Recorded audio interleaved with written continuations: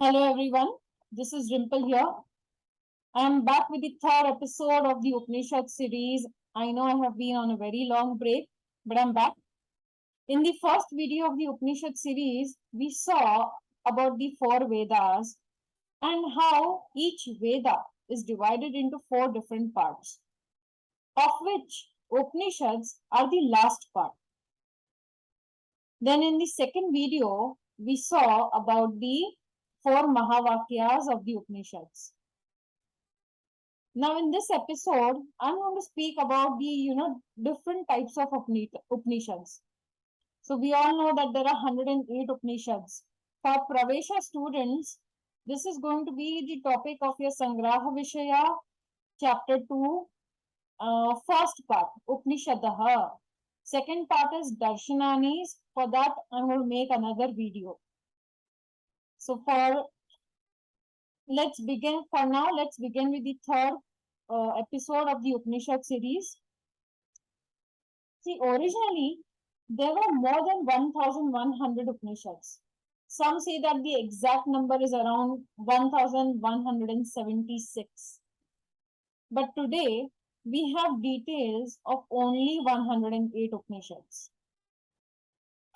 So out of these 108 Upanishads, only 10 are considered to be important or principal. Not even 10, some people even consider 12.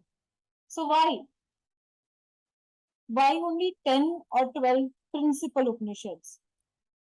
Because Adi Shankaracharya wrote commentaries on these Upanishads. Now, on the screen, you can see names of 108 Upanishads. Here, you can see there are some places where it says, there is an asterisk sign on the first 10 names.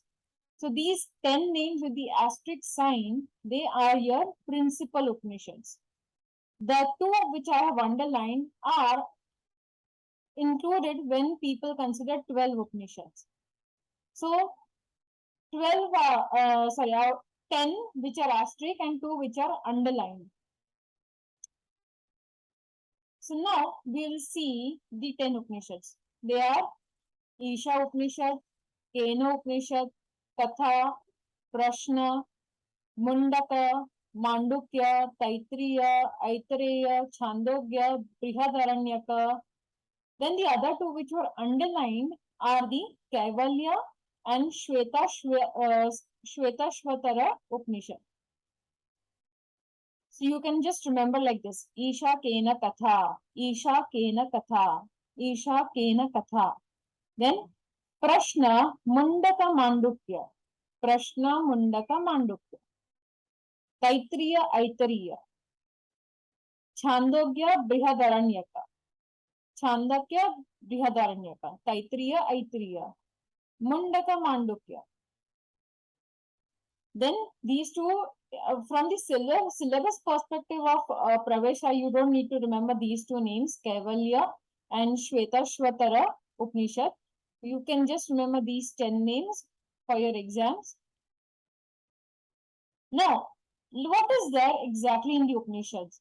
See, there is only all the Upanishads. You can pick up any, whether they are in the dialogue form or where they are just in the, or they are not in the non-dialogue form.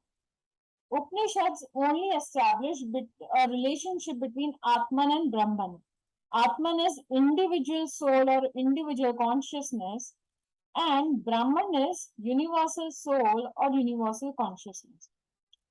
This is the gist of all the Upanishads, and they establish this relationship in different manners. Like each Upanishad will have their explanations in their own way.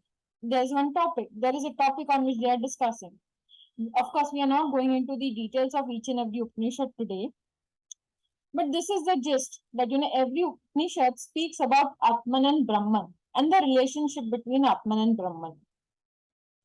Now, coming to how are these Upanishads named? Now, this doesn't apply to all the Upanishads, but some Upanishads are named that way. For example, the first word of the Upanishad is taken as the name of the Upanishad. What is Isha Upanishad? There is no particular reason to name it as Isha Upanishad. It is just that the first shlok of Isha Upanishad has the word Isha. As you can see, it is in green color. That is why it is named as Isha Upanishad. Similarly, for Kena Upanishad, the first word of the first word of the first shloka of Kena Upanishad is Kena, and that is why it is known as Kena Upanishad. So there are some Upanishads which are named like this. There are some Upanishads which are based on the meters, like Chhandogya Upanishad is because it is chandas, it is in meters, that is why it is named as Chhandogya Upanishad. So there are different ways in which these Upanishads are named. Now let me come to some of the Upanishads. See, we are only talking about the 10 principal Upanishads here, and especially if you are Pravesha student. On the screen, the Upanishads that you see in the green color, they are in the dialogue form. See, as you know, all our Hinduism scriptures, they are always in dialogue form.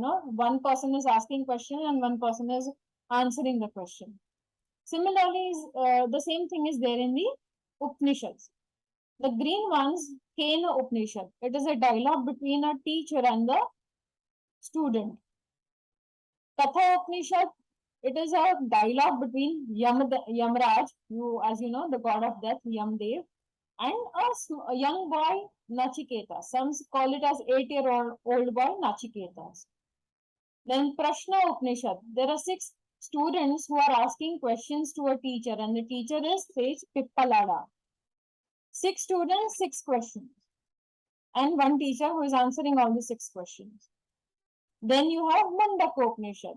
Now it is again between the disciple Shaunaka with Rishi Angiras. Tattiriya Upanishad, dialogue between Varuna and his Brigu and his son Brigu as a teacher and the student. Chhandogya Upanishad, Uddalaka Aruni and Shvetaketu Aruneya. These are again the father-son as well as a teacher-student duo. Brihadaranyaka. This is a conversation between Gargi and Yajnavalkya. And of course, there are other, people also will jump into the dialogue, which is like Maitri and etc. But this is the gist of the Upanishads that we are talking about. Now, interesting part I'll tell you, some of the Upanishads are very small. Isha Upanishad is just 18 shlokas. Mandukya Upanishad is just 12 shlokas, if I'm not wrong. So they are as small as you can print them in the half A4 size page. Isha Upanishad and Mandukya Upanishad, they both can be printed in one A4 size page. They are as small. Then there are other minor Upanishads also, but we are not going to talk about that because those minor Upanishads are as small as just 4 lines. So with this, we end our Upanishads series.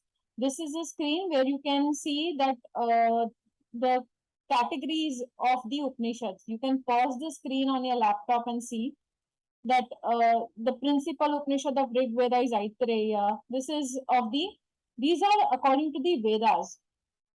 So you can see this entire classification by pausing the screen. And thank you for watching the video. For Pravesha students, my next video will be on the Darshanani, so you can go through that for your examinations. Thank you.